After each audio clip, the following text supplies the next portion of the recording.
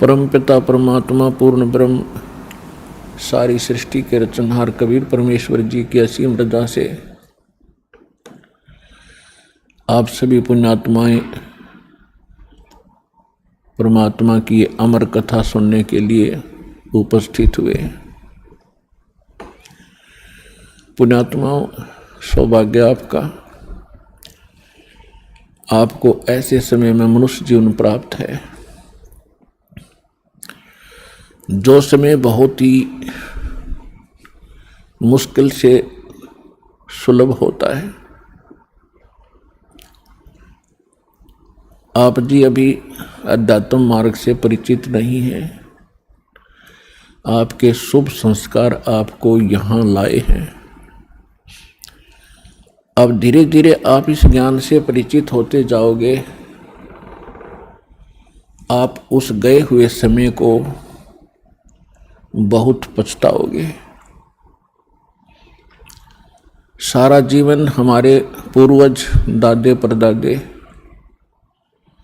इस रोजी रोटी के लिए ही पचकर मर गए। अंत में सभी कुल के कुल नाश हो गए और आज वो ना जाने किस प्राणी के शरीर में आज वो कष्ट उठा रहे होंगे। और यही स्पीड हमने पकड़ रखी थी, यही क्रियाएं हम कर रहे थे जब तक हमें ये ज्ञान नहीं हुआ था कि मनुष्य जीवन का एक वेरी इम्पोर्टेंट वर्क और है।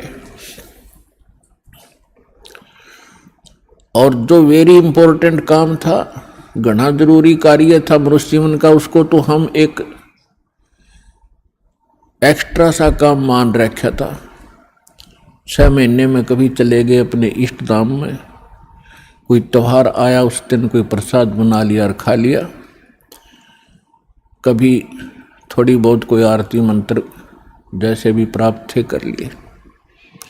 ये न तो कोई भक्ति थी, क्योंकि शास्त्र विरुद्ध होने से वो भक्ति भी नहीं थी, और न ही हमारी विशेष रुचि थी।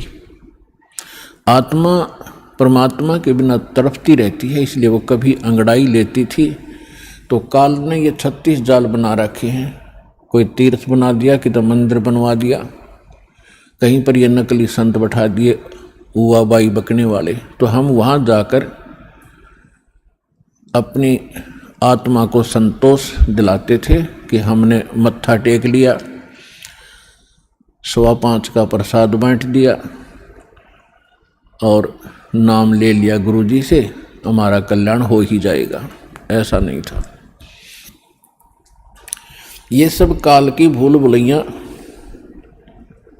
और हमारे अध्यात्म अज्ञान का ही परिणाम था। तो यहाँ आने से आपको सबसे पहले अध्यात्म ज्ञान से परिचित कराया जाता है। इसके साथ साथ आप पर आने वाले सभी संकटों का भी निवारण परमात्मा करेगा, क्योंकि आप उसके बच्चे हो, आप उसके बेटा बेटी हो। यदि पिताजी समर्थ है, सक्षम है, और बेटा या बेटी किसी कारण से भी गलती कर देते हैं, उनको कोई हानि हो रही है, तो अक्षति पूर्ति पिता तुरंत कर देता है। यदि वो पुत्र और पुत्री भविष्य में माता पिता के अनुकूल चलना का वायदा करें। इसी प्रकार हम बिगड़ गए हैं, अपने परमात्मा पिता से विमुख हो गए थे और इस काल के जाल में फंस के हम अनेकों कष्ट उठा रहे हैं। जिसमें हम परमात्मा के पुनः समर्पित हो जाएंगे, वो हमें फिर सभी सुख देगा, उस पिता की तरह जो अपनी संतान को देता ही है। तो आपके ऊपर एक विशेष रहम किया है दाता ने, ऐसे समय में मानुष जीवन दिया और फिर पिछले शुभ संस्कार आपके यहाँ प्रेरित करके लाए हैं।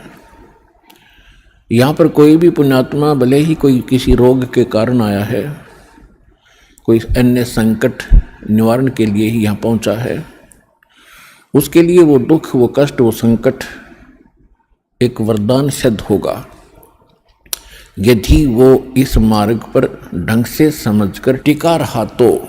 क्योंकि कोई भी ऐसी वस्तु नहीं होती जो तुरंत कर दी जावे। एक संकट आपका आशीर्वाद से निवारण कर भी दिया और आप संतुष्ट हो गए और चले गए, फिर आए नहीं। वो तो एक का दुख दूर हुआ, आपके जीवन में ना जाने कितने संकट और आने शेष हैं।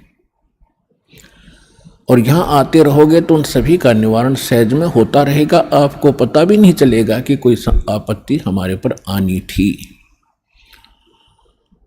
उसको परमात्मा पहले ही दूर कर देगा। किन के संकट दूर करेगा? जो परमात्मा पर समर्पित हो जाएंगे। समर्पित हमने कैसे होना है? जैसे पति भरता स्त्री अपने पति के अतिरिक्त किसी अन्य पुरुष में कभी भी पति वाला भाव नहीं करती, तो उसका पति उससे विशेष प्रेम करता है, विशेष उसका ध्यान रखता है। तो हम अपने पति से, अपने मालिक से, अपने स्वामी पूर्ण परमात्मा कबीर देव से हम दूर हो चुके हैं। हमने यहाँ आकर के 36 खत्म कर लिए। कैसे कर लिए? कभी हम शिव की पूजा करते हैं, उसको मालिक मान बैठते हैं। कभी हम गणेश को मालिक मान बैठते हैं। कभी हम विष्णु जी को, कभी हम अन्य देवी देवताओं या गांव के किसी भैरव भूत बेतालों को। और ये ऐसे सक्षम नहीं हैं जो हमें कुछ सुख दे सके। ये ना हमें दुख दे सकते, ना ये हमें सुख दे सकते, क्योंकि ये केवल हमें किया कर्म ही देते हैं। और पूर्ण परमात्मा सत्य पुरुष कबीर देव, कबीर साहिब, ये हमारे सभी संकटों का निवारण करते हैं। ये सक्षम हैं। हमारे जीवन में आने वाले यानी प्रारब्ध में, किस्मत में किसी भी प्रकार का कोई संकट है, उसका ये निवारण सहज में कर देते हैं। ये कब करते हैं? जब हमारी आस्था 100% कबीर परमेश्वर में हो जाएगी और अन्य किसी भी देव से हम कोई भी वस्तु की डिमांड स्वप्न में भी नहीं करेंगे। किसी भी प्रकार का कोई संकट है तो अपने परमात्मा कबीर जी से ही हम अर्जी लगाएंगे हृदय से। कुछ समय के बाद आपका स्वभाव बन जाएगा इस ज्ञान और समाधान और इस भक्ति के कारण कि आप पर कुछ भी आपत्ति आवेगी, आप केवल हे बंदी छोड़, हे परमपिता परमात्मा कबीर साहिब, आपके मुख से यही निकलेगा। तो उस समय परमात्मा आपके साथ हो लिया। फिर उस आत्मा के जीवन सफर में कोई भी संकट, सफर के अंदर कांटे होते हैं रास्ते में, तो हमारे जीवन सफर में कोई भी कर्म, पाप कर्म रूपी कांटा होगा तो वो परमात्मा ऐसे बुहार देगा जैसे पति भरता जमी पर जो जो धर है पाँव, समर्थ झाड़ू देते है ना काटा लग जावे। उस समर्थ को भूल कर हम परमात्मा से दूर होकर संसारिक लोगों से, संसारिक इन अधिकारियों से और इस 3 लोक के भगवान देवों से, हम इनसे अपना संकट निवारण की इच्छा करते रहे। ये हमारी अध्यात्म ज्ञान की जो है कमी थी, त्रुटि थी। और जब हम परमात्मा से ही सब कुछ डिमांड करेंगे, इनके ऊपर समर्पित हो जाएंगे, तो परमात्मा कहते हैं जिस समय आप गर्भ के अंदर थे उस समय आपके साथ कौन था? ना माँ थी, ना पिता था, ना कोई अन्य सगा संबंधी था। अकेले आप और परमात्मा, बीच में कोई नहीं था। उस समय आप सीधी पुकार कर रहे थे, हे परमात्मा मुझे इस नरक से निकाल दे। माँ के गर्भ में बहुत पीड़ा होती है। उस पीड़ा को हम बाहर आने से भूल जाते हैं, क्योंकि त्रिगुणमयी माया, इन तीनों गुणों के प्रभाव से हम बहुत ज़्यादा प्रभावित होकर के अचेत हो जाते हैं। वो पिछली सब शुद्ध बुद्ध समाप्त हो जाती है। और परमात्मा आप कितना साक्षी है कि अंदर माँ के पेट में आपको उसने पाला। माँ के गर्भ से बाहर आने से पहले आपकी कैसी व्यवस्था कर दी, वो कितना चिंता करता है आपकी। दांत नहीं थे तो माँ के स्तन में दूध भेज दिया, और उससे पहले एक टोपा दूध नहीं था माँ के स्तन में। जो परमात्मा इतना भविष्य की आपकी चिंता करता है, और बाहर आकर के आप स्वयं इतने इंटेलिजेंट बन गए, चतुर बन जाते हो, धनी बनने के लिए, अपनी सुरक्षा करने के लिए, अपने को सुखी बनाने के लिए लोगों को लूटते हो, रिश्वत लेते हो, चोरी करते हो, डाके मारते हो। आप भगवान के विधान को भूल गए, आपको याद नहीं है। जो परमात्मा आपकी इतनी केयर टेक करता है, इतनी देखभाल पहले से चिंतित है, तो अब कौन सा वो दूर है आपसे। आपको केवल प्रारब्ध तो मिलेगा ही मिलेगा जो आपकी किस्मत में लिखा है। उसको तो उसको भी मिलेगा जो भक्ति नहीं करते।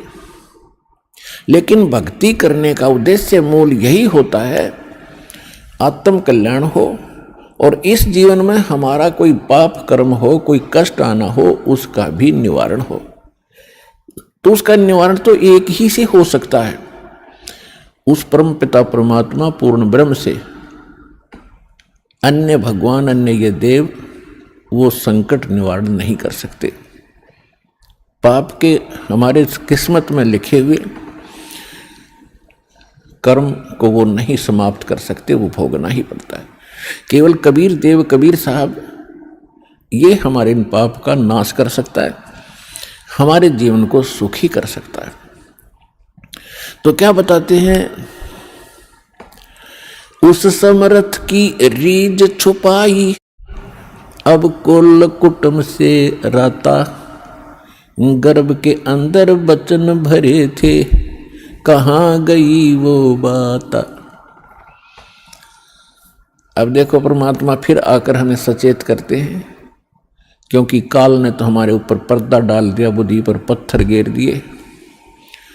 माँ के गर्भ से बाहर आते ही हम सब कुछ भूल गए, नए सिरे से पढ़ाई जाती है। ये तेरा चाचा, ये तेरी चाची, ये तेरी माँ, ये तेरे पिता, मामा, ये बुआ, और कै ख ग गड़, ये नए सिरे से पढ़ाई जाते हैं। हम इतने जो है अचेत हो जाते हैं, और परमात्मा फिर आकर हमें फिर नए सिरे से याद दिलाते हैं कि उस समर्थ की रीझ छुपाई। उस समर्थ ने आपके ऊपर प्रसन्न होकर के आपकी प्रार्थना सुनी। रीझ माने खुश होकर के आप पर जो रहम किया, वो रीझ आपके ऊपर प्रसन्न हुए। उस समर्थ की रीझ छुपाई, वो भूल गया तो उस मालिक के उस रहम को। अब कुल कुटुंब तय राता, अब भूल गया ये तेरा बेटा या कोठी या कार, ये मेरा, ऐसे वैसे सारा दिन इसी भूल भुलैया में जीवन नाश कर रहा है। और गर्भ के अंदर बचन भरे थे, कहाँ गई वो बात। अब परमात्मा याद दिलाते हैं, अब कहाँ गई वो तेरी बात, जब नु क्या था माँ के पेट में कि हे परमात्मा एक बार मुझे बाहर निकाल दे, कभी भी गलती नहीं करूँगा, आपकी याद गणी रखूँगा और आप पर पूरा विश्वास करूँगा। निर्वाह के लिए कार्य करते समय भी आपकी याद कभी नहीं भूलूंगा। और अब हम क्या करते हैं, केवल संसारिक इन कार्यों में सारा जीवन लगाते हैं। भगवान की याद तो कभी कोई चर्चा करता तभी आती है, ना तो स्वप्न में भी ना आती है हमारे को। तो उसके लिए क्या बताते हैं कि वो परमात्मा जब आपको माँ के गर्भ में भी सुरक्षित रखता है, आपके बाहर आने से पहले आपके आहार के लिए माँ के स्तन में दूध भेजता है, तो आगे आने वाले जीवन में जो तूने जैसा किया है उसमें क्या वो कमी करेगा? तो इस आधार से भी हमने उन बुराइयों से हट जाना चाहिए जो हम स्वयं धनी बनना चाहते हैं। चोर मिलावट करके, झूठ बोल के, चोरी करके हम इस तरह जो धनी बनना चाहते हैं, रिश्वत लेके, तो ये हमारी भूल है। ये पैसा ऐसे एकत्रित किया हुआ आपके पास नहीं रहेगा। परमात्मा आप पर रहम करेगा और उसकी भक्ति सत्य करोगे तो जो प्रारब्ध है वो तो आपका मिलेगा, लेकिन उस प्रारब्ध के अंदर जो कांटे हैं कर्म के वो नहीं दुख देंगे, और फिर प्रारब्ध से अधिक भी देगा, क्योंकि परमात्मा के पास वो समर्थ है, उनके पास एक वीटो पावर है, वो केवल कबीर साहब के पास है। जैसी आपकी श्रद्धा और लगन देखेगा, विश्वास और दृढ़ता देखेंगे, तो आपको किस्मत से अधिक भी देंगे, अच्छा भी देंगे, और आपके पाप रूपी कर्मों के कांटों को भी वो पहले ही निकाल देंगे। आप तक तो आने भी नहीं देंगे, समर्पित हो जाओगे उनके ऊपर। कैसे समर्पित होंगे? और फिर वो कैसे करेगा? जो पति भरता पति से राती, आन पुरुष नहीं भावे, बस पीहर में सुरत प्रीतम में, ऐसे ध्यान लगावे। कि जैसे पतिव्रता अपने पति से ही लीन रहती है, आन पुरुष अन्य पुरुष नहीं भावे, उसके मन में स्वप्न में भी नहीं आता अन्य पुरुष के प्रति कोई भी कुविचार। और यदि वो लड़की अपने माँ के चली जाती है तो भी अपने पति की सुध वो मुख से नहीं बोलती, लेकिन अंदर से वो नहीं भूल पाती। ऐसे ही आप उस परम पिता पर आश्रित हो जाओगे। कहीं पर भी आप काम कर रहे होगे, किसी भी फील्ड में, चाहे दुकान, मजदूरी, किसानी या नौकरी, तो आप उसी लड़की की तरह उस पर अपने पति यानी कबीर भगवान को, परमात्मा को, उस मंत्रों को, उसके रहम को आप कभी भूल नहीं पाओगे। तो उस समय आपका नाता उस परम पिता से जुड़ चुका है। यदि आप पल पल पर भूल जाते हो, याद नहीं रहती है भगवान की मेहर, तो अभी आपकी समर्पण भाव में कोई कमी है, जिस कारण से भगवान ने आपको दृढ़ता से नहीं पकड़ा है।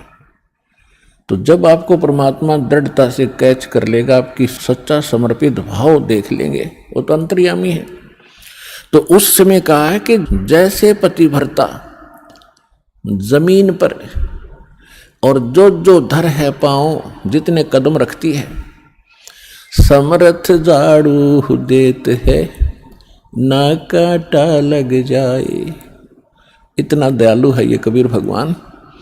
आपके जीवन रूपी सफर में आपके कदम रखने से पहले आपके वो पाप रूपी कांटों को बुहार देगा, झाड़ू दे देगा आपके रास्ते में, कि कहीं मेरी प्यारी आत्मा को वो कांटा ना लग जाए।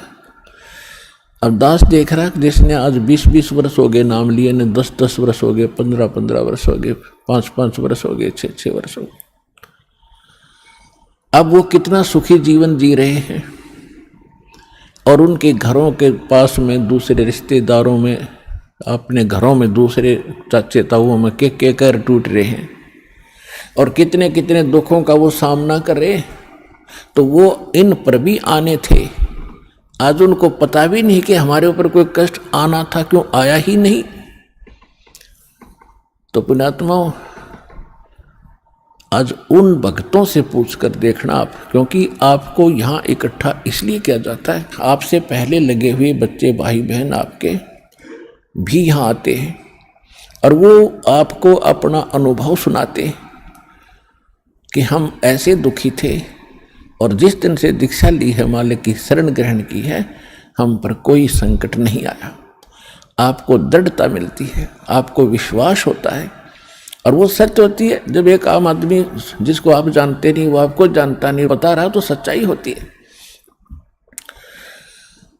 तो इसलिए फिर आप और डगमग होने से बच जाते हो।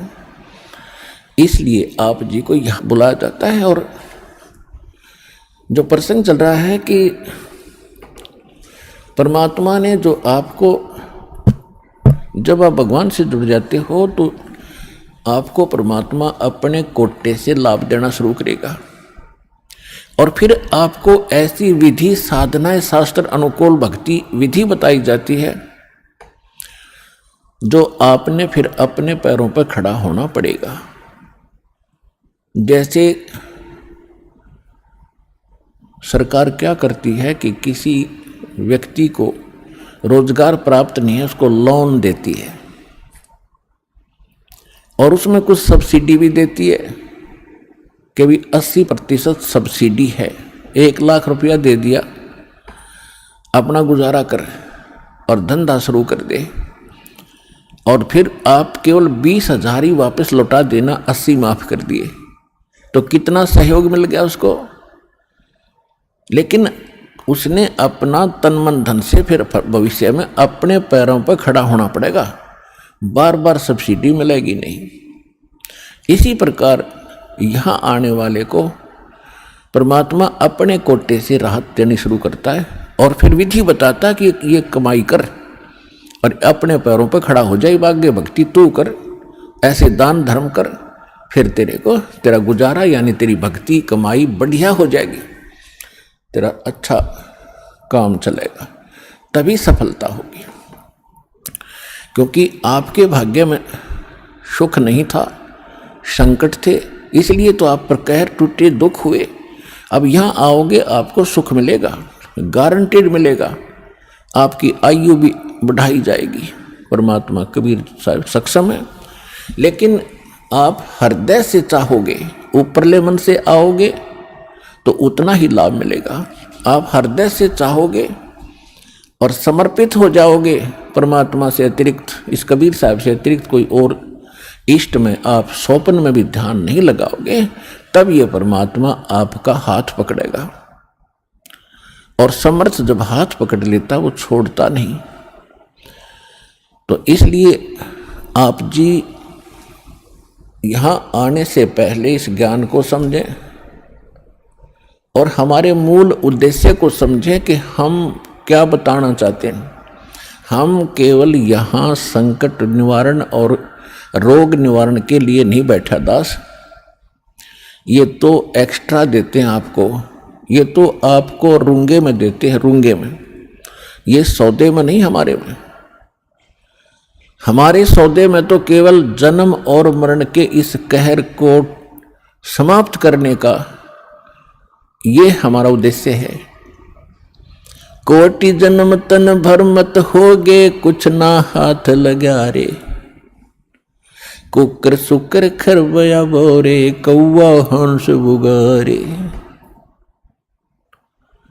कोटि जन्म तू राजा की न्या, मिटी न मन की आशा, भिक्षुक होके दर दर घूम्या, ये मिला न निर्गुण रासा। इंद्र कुबेर ईश की पदवी, ब्रह्मा वरुण धर्मराया, विष्णुनाथ के पुर को जाके तो फिर भी वापस आया।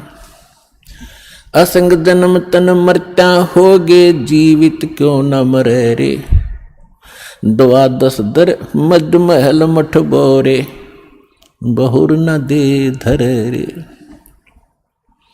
2 जग भिष्ट सभी ते देखे, राजपाट के रसिया, 3 लोक से तरपत नहीं, ये मन भोगी खसिया। सतगुरु मिले तो इच्छा मिटे, पद मिल पदे समाना, चल हंसा उस लोक पठाऊं, जो आदि अमर अस्थान। 4 मुक्ति जहाँ चंपी करती, माया होरी दासी, दास गरीब अभय पद पर से, वो मिले राम अविनाशी। हमारा ये सौदा है हम ये सौदा दे रहे हैं, हम ये सौदा बेच रहे हैं। कोटि जन्म तो भ्रमत हो गए और कुछ नहीं हाथ लगा रे। एक करोड़पति व्यक्ति अपने हेलीकॉप्टर से आ रहा था, दुर्घटनाग्रस्त हो गया, उससे हेलीकॉप्टर से 1 मिनट में मृत्यु होगी, क्योंकि शास्त्र अनुकूल विधि साधना उनके पास थी नहीं। पिछला पुण्य समाप्त हुआ, संस्कार जीवन था वो समाप्त हुआ, वो जोड़ा जाड़ा धन यहां छोड़ के चला गया भाई, पल्ला जाड़ के। और अब क्या बनेगा? फिर पीछे तू पशुआ की जय गद्दा बैल बनाई, ये 56 भोग कहाँ मन भोरे की तकुरडी चरने जाई। ओए पुण्यात्माओं, कलेजा फट जा मानस का जब थोड़ी सी होश हो तो, और शोधी आवेगी, ज्ञान आएगा, अकल आवेगी इस ज्ञान के सुनते। और ये ज्ञान सतगुरु दे सकता, पृथ्वी पर कोई दे नहीं सकता। और सतगुरु वर्तमान में इस दास के अतिरिक्त 21 ब्रह्मांड में नहीं है।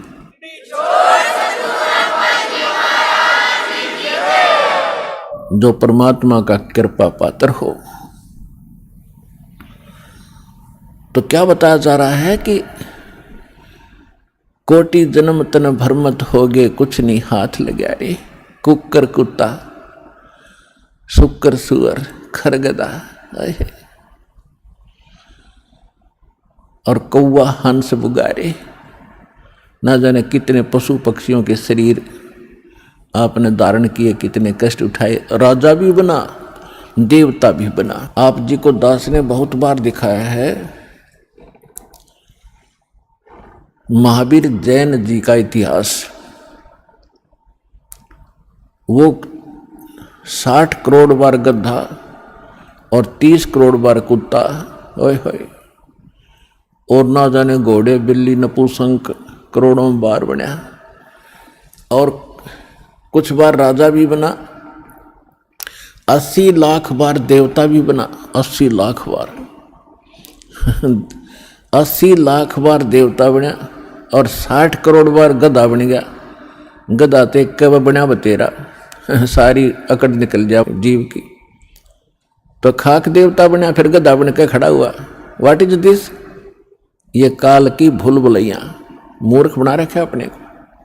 यहां मेहनत करो, मजदूरी करो, साधना करो, और ऊपर काल के होटल में उसका नाश करके, काल ने होटल खोल रखे ऊपर स्वर्ग, इन सभी देवताओं ने, और आपके से ही टैक्स लेकर आपसे एक्स्ट्रा चार्ज कर करके ये मनमान्य रेट लगाते हैं। वहाँ पर आपकी पूंजी से ही अपना गुजारा कर रहे हैं। यह सारा कंजूस देश है, कंजूस लोग है, यहाँ कोई भी सक्षम नहीं है।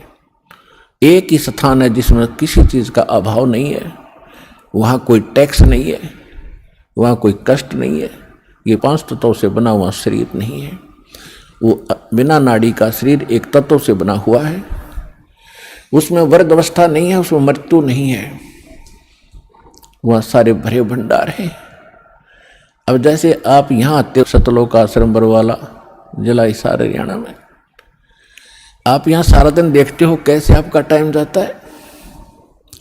सत्संग होता है 2 समय, बाकी सत्संग होता है 4 घंटे 5 घंटे में, और बाकी 19 घंटे आप 6 घंटे सो भी लेते हो। बाकी समय कितना जाता है आपको पता भी नहीं चलता, कब रात हुई कब सुबह हुआ।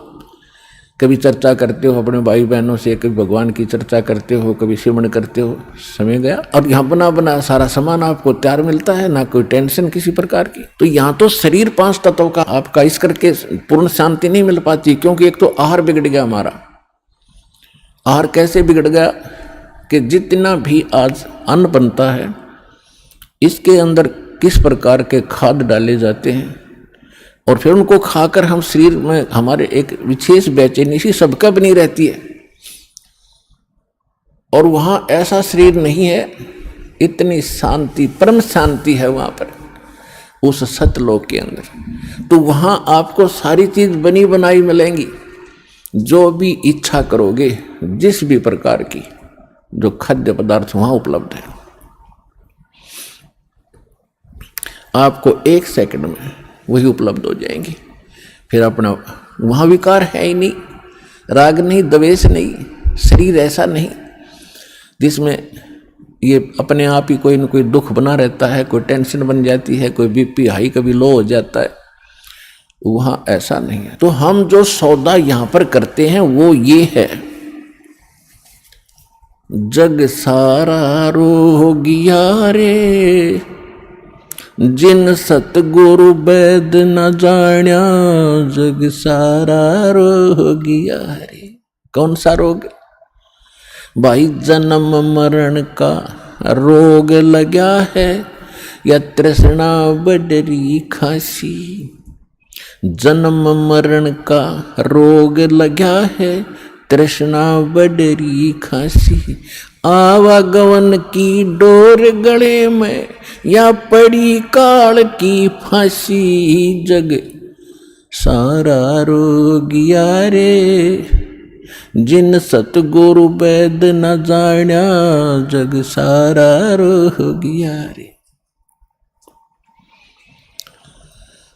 भाई सच्चा सतगुरु कोई न पूजे, इन झूठों जगपतियासी। सच्चा सतगुरु कोई न पूजे, इन झूठों जगपतियासी। अंधे की बाँ गई अंधे ने, ये मार्ग कौन बतासी। जग सारा रोगिया रे, जिन सतगुरु वैद न जान्या, जग सारा रोगिया रे। भाई देखा देखी गुरु शिष्य बन गे, किया न तत्व विचारा। देखा देखी गुरु शिष्य बन गे, किया न तत्व विचारा। गुरु शिष्य दोनों के सिर पे, यू काल ठोके पंजारा। जग सारा रोगिया रे, जिन सतगुरु वैद न जान्या, जग सारा रोगिया रे। जग सारा रोगिया रे, जिन सतगुरु वैद न जान्या, जग सारा रोगिया रे। भाई सार शब्द सर जीवन बूटी, गैस गैस अंग लगावे। सार शब्द सर जीवन बूटी, गैस गैस अंग लगावे। कहें कबीर तुम सत्य कर मानो, ये जन्म मरण मिट जावे। जग सारा रोगिया रे, जिन सतगुरु वैद न जान्या, जग सारा रोगिया रे। जग सारा रोगिया रे, जिन सतगुरु वैद न जान्या, जग सारा रोगिया रे। भाई सार शब्द सर जीवन बूटी, गैस गैस अंग लगावे। सार शब्द सर जीवन बूटी, गैस गैस अंग लगावे। कहे कबीर तुम सत्य कर मानो, ये जन्म मरण मिट जावे। जग सारा रोगिया रे, जिन सतगुरु वैद न जान्या, जग सारा रोगिया रे। जग सारा रोगिया रे, जिन सतगुरु वैद न जान्या, जग सारा रोगिया रे। परमात्मा ने बताया है कि पूरा विश्व ही जन्म मरण के रोग से ग्रस्त है। जैसा कि हम पहले इन नकली धर्म गुरुओं से ज्ञान सुना करते थे कि श्री कृष्ण जी ही श्री विष्णु जी हैं, और शंकर ब्रह्मा विष्णु ये तीन अमर देवता हैं, इनका जन्म मृत्यु नहीं होता, ये समर्थ हैं।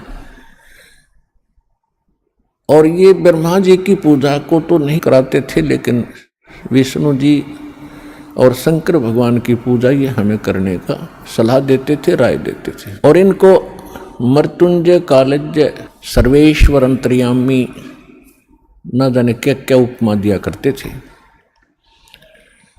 अब जब परमात्मा ने दया की हम पर, हमारे को सद्बुद्धि दी, हमें ये ज्ञान हुआ,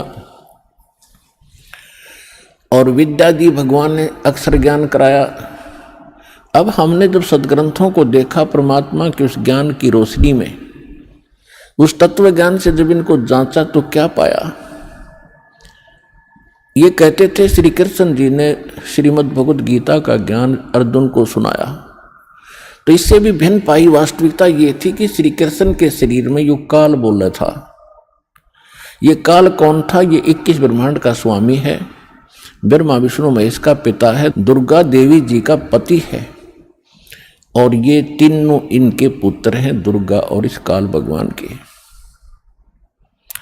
फिर यदि हम ये माने कि श्री कृष्ण जी गीता का ज्ञान बोल रहे थे और श्री कृष्ण जी इज विष्णु, श्री कृष्ण जी विष्णु है ये इनके शब्दों में, तो वो श्रीमद् भगवद गीता अध्याय नंबर 2 के श्लोक 12 में, गीता अध्याय नंबर 4 के श्लोक 5 और 9 में, गीता अध्याय नंबर 10 के श्लोक नंबर 2 में खुद कहता है, अर्जुन तेरे मेरे बहुत जन्म हो लिए, आगे भी होते रहेंगे, तो नहीं जानता मैं जानता हूं।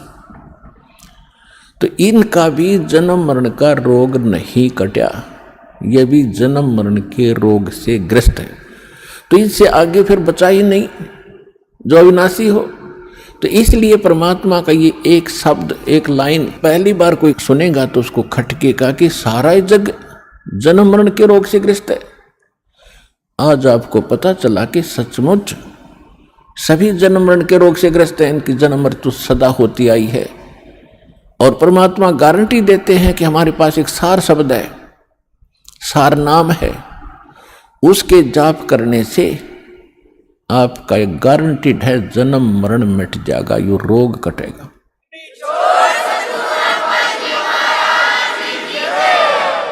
ये जड़ी, ये औषधि, ये सरजीवन बूटी अभी तक प्राप्त नहीं थी, और जिन महापुरुषों को मालिक ने प्राप्त कराई उनसे वचनबद्ध कर दिया था कि अभी इसको नहीं बताना, नहीं तो काल के दूत भी यही ज्ञान और यही भक्ति बताएंगे, और इनके द्वारा दिए गए ये मंत्र, ये जड़ी काम करेगी नहीं, क्योंकि अधिकारी नहीं है। अधिकारी के बिना कोई भी कार्य सफल नहीं होता, ये आपको खूब पता है। तो परमात्मा कहते हैं कि धर्मदास मेरी लाख दुहाई, और ये सार नाम, सार शब्द कहीं बाहर ना जाए। सार शब्द बाहर जो पढ़ी, बिचली पीढ़ी हंसनी तरही। इस सार शब्द को तब तक छुपाई जब तक द्वादश पंथ मिट जाए। ये कलयुग बीते 5505, तब ये मेरा वचन होगा सच्चा। क्या कि चौथा युग जब कलयुग आई, तब हम अपना अंश पठाई, और काल फंद छूटे नर लोई, सकल सृष्टि परवानी कोई। ये वचन कहे थे भगवान ने। तो धर्मदास जी से परमात्मा कहते हैं, ये जो मैं आज बोल रहा हूं कि मैंने काल से कहा था कि कलयुग में मैं अपना एक दास भेजूंगा, अपना वेरी इंपॉर्टेंट हंस भेजूंगा, अंश भेजूंगा, और सारी सृष्टि नाम लेगी, सबके ये काल के फंद टूटेंगे। और ये मेरा वचन कब सच्चा नजर आएगा? जब तक वो समय नहीं आएगा तब तक मेरी इस वाणी को कोई समझेगा नहीं, किसी का विश्वास नहीं होगा कि सारा एक का भक्ति करेगा, एक का भगवान की। तो परमात्मा ने निर्णय कर दिया था, कलयुग बीतता 5505, जब ये वचन मेरा होगा साचा। अब आपको कुछ भक्तों का अनुभव सुनाएंगे पुण्यात्माओं इस अमर कथा में। अरुचि ना करना, असंख्यों युगों के बाद तुम्हारा बिल्ली के बागों छीका टूटा है, ये इसको छक छक कर खा लो और कल्याण करा लो। अब सुनिएगा वो अनुभव। नमस्कार सर। सत साई भगत जी। क्या शुभ नाम है जी आप जी का? मेरा नाम खेताराम दास है भगत जी। सर कहाँ से आए आप? मैं बाड़मेर राजस्थान से आया हूँ। सर क्या काम करते हैं आप? मैं पाली में अकाउंटेंट का काम करता हूँ, प्राइवेट फैक्ट्रियों में। सर परम संत सतगुरु रामपाल जी महाराज की शरण आने से पहले आप कौन सी भक्ति करते थे? पहले हम सिद्ध जसनाथ जी के संप्रदाय में थे, और हमारे पूर्वज जैसे भी करते थे उनके संप्रदाय में थे। और मैं जैसे भी 6 साल से समझने लगा तो एक खेत बाड़ को हम मानते थे, तो उनके भी वो जैसे जर्दा है, बीड़ी है, और उनके नारियल चढ़ाने जाते थे। और जैसे विवाह हुआ तो एक माजी सा करके हैं, तो उनके भी जागरण जमा देने के लिए जाते थे। तो उनके यहाँ शराब मंगवाई जाती थी, शराब पिलाई जाती थी, फिर सीटियों के बीच में पड़े रहते थे बेहोश होके, और सुबह वापस पूछते थे भोपा जी को कि जागरण और बोलो, माना नहीं है। फिर हम बहुत परेशान रहते थे भगत जी। तो सर, ये जो आप भक्ति करते थे, इससे आपको क्या लाभ मिलता था? इससे भगत जी हम मजबूरी में ये कर रहे थे। लाभ को तो छोड़ो, हमको बहुत घाटा ही घाटा था।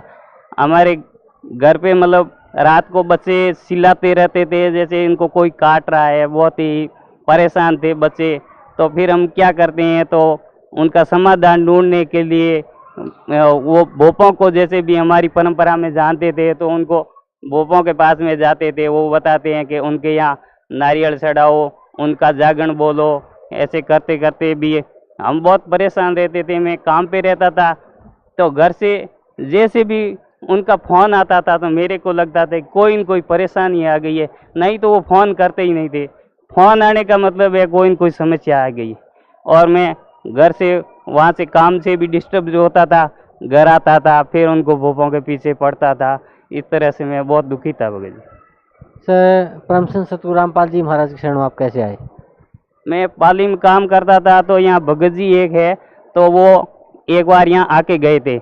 फिर उन्होंने एक किताब जो अखबार में लपेट के वो ले जा रहे थे।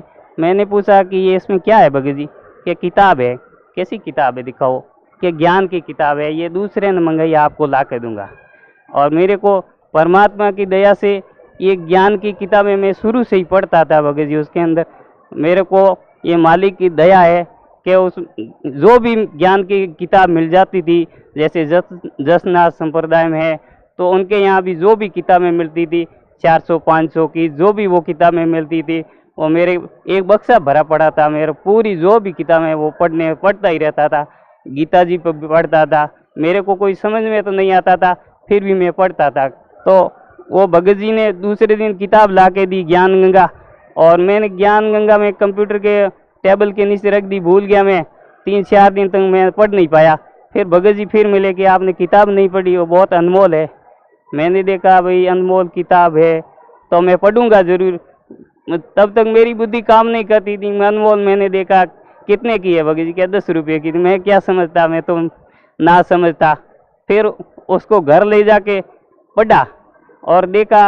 रात को लेके गया तो रात को 1:30-2 बज गए और मैं नींद आ गई, कब पता नहीं चला।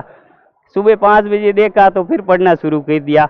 और ऐसे करके मैंने 2 दिन में किताब देखी। और फिर वो उन भगत जी के पास में गया वापस। उन्होंने पूछा कि भगत जी किताब पढ़ी? हाँ मैं कि पढ़ी है। क्या आपको कुछ विश्वास आया? मैंने कहा भगत जी या तो विश्वास करो मत या पूरा करो। और तो क्या ठीक है भगत जी, आपको मैं कुछ इन सत्संग सुना दूंगा, मेमोरी में भर के दूंगा। फिर मेरे को सत्संगें दी। और उसके बाद में 3-4 दिन बाद में कहा कि सत्संग चलोगे? मैं क्या चलूँगा। मैं वैसे भी मेरे को 1.5-2 महीने में गांव जाता था, तो मैंने सोचा गांव नहीं जाके इन भगत जी के साथ में चल के आ जाता हूं। और मैं यहाँ आया तो यहाँ की व्यवस्था देखी, एकदम बिस्तर वगैरह बिछे हुए, और ये इतनी अच्छी व्यवस्था थी कि मालिक मैंने यहाँ ज़िंदगी में भी कभी नहीं देखा था। उसके बाद में मैं सुबह उठा तो यह देखता हूँ कि ये कबीर साहब और गरीबदास जी महाराज, इनको मैंने कहीं न कहीं देखा है। और ये मेरे को बहुत, मैंने याद करने की कोशिश करी, पर मैंने कहा इस जन्म में तो मैं कभी आया ही नहीं हूँ, ये मालिक की रज़ा है। और उसके बाद में मैंने कहा कि मेरे को गुरुजी के दर्शन करने हैं, कि गुरुजी सुबह 10 बजे आएंगे।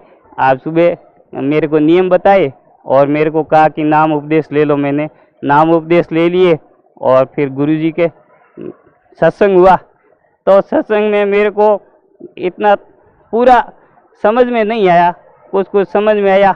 और फिर जैसे ही गुरुजी ने आशीर्वाद दिया, फिर मैंने उनको बता दिया, भगत जी के साथ में थे, कि अब ज्ञान समझ में अब आएगा। और वास्तव में मेरे को एक एक पॉइंट इतना समझ में आया और गुरुजी के शरण में हूँ आज। सर, जैसे पहले आप जो भी भक्ति करते थे उससे आपको कोई लाभ नहीं मिला, आपके घर में वह शांति थी और आपको भी मानसिक शांति थी। कि जैसे ही कोई फ़ोन बता तो आप सोचते हैं कोई घर से आ गया कोई और कोई बुरा समाचार होगा, फिर आप परम संत सतगुरु रामपाल जी महाराज की शरण में आए। तो जो भक्ति सतगुरु रामपाल जी महाराज ने आपको दी है, उस भक्ति से आपको क्या लाभ मिला? उस भक्ति से जैसे मैं तो अपने कल्याण के लिए नाम लेके काम पे वापस चला गया, तो वहाँ से घर से कोई फ़ोन नहीं आता था, तो मैं फ़ोन करता था कि फ़ोन नहीं आ रहा है, क्या बात है, कभी कोई तकलीफ तो ज़्यादा नहीं है। फ़ोन करता कि हमारे को कुछ भी नहीं है, सब सुख शांति है। फिर फ़ोन करता कि हमारे सब सुख शांति है। मैंने कहा ये मालिक की रज़ा है, और एकदम आज दिन तक उनके कोई भी माता भी नहीं दुखा, इतनी सुख शांति होगी घर में। और मालिक की दया से मैं वापस यहाँ 3 दिन सत्संग सुना और 2 दिन आने जाने में लगे, और 5वें दिन वापस गया तो वहाँ मुनीम जी है, उन्होंने कहा कि भाई आपकी तबीयत कैसी है? मैंने कहा अभी मेरी तबीयत रेडी है, कोई तकलीफ़ नहीं है। क्या आप परसों कह के गए थे कि मेरी तबीयत ख़राब है, 2 दिन बाद में आऊँगा। मैंने कहा अभी मैं तो 5 दिन से सत्संग में जाके आ रहा हूँ, 2 दिन कौन आया? क्यों? वो कहे यार क्यों मजाक करते हैं? मैंने कहा ये मजाक नहीं है, ये हकीकत है। मजाक आप याद करो। क्या मैं बिल्कुल याद कर रहा हूँ, आपको याद नहीं है? फिर मैंने भगत जी को बताया कि मालिक परमात्मा ही काल के जाल से छुट्टी दिलवाते हैं। सर, भक्त समाज को क्या संदेश देना चाहते हैं आप?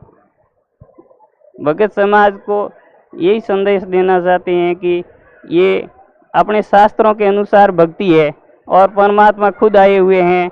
और अब जैसे भी मैं भटक रहा था और दुखी भी था, यहाँ आके सब सुख शांति मिली है, और सतलों का रास्ता भी मालिक ने बताया है, और यहाँ से पूरे जगत का कल्याण करने के लिए परमात्मा आए हुए हैं। अगर इनके शरण में आएंगे तो आप इतना सुख पाएंगे कि अभी सपने में भी सोच नहीं सकते थे, और नहीं तो ऐसे ही भटक रहे हैं और दुख पा रहे हैं, उनसे कोई आना जाना नहीं है। इसलिए सभी भगत आत्माओं से मेरी प्रार्थना है कि सतलोक आश्रम बरवाड़ा, जिला हिसार, हरियाणा में आएँ और नाम उपदेश लें और अपना कल्याण करवाएं। धन्यवाद आपका, बहुत बहुत। अगर आप ये वीडियो YouTube पर देख रहे हैं तो हमारे चैनल को सब्सक्राइब करें और बेल आइकन को दबाना ना भूलें। अगर आप Facebook पर ये वीडियो देख रहे हैं तो हमारे पेज को लाइक करें।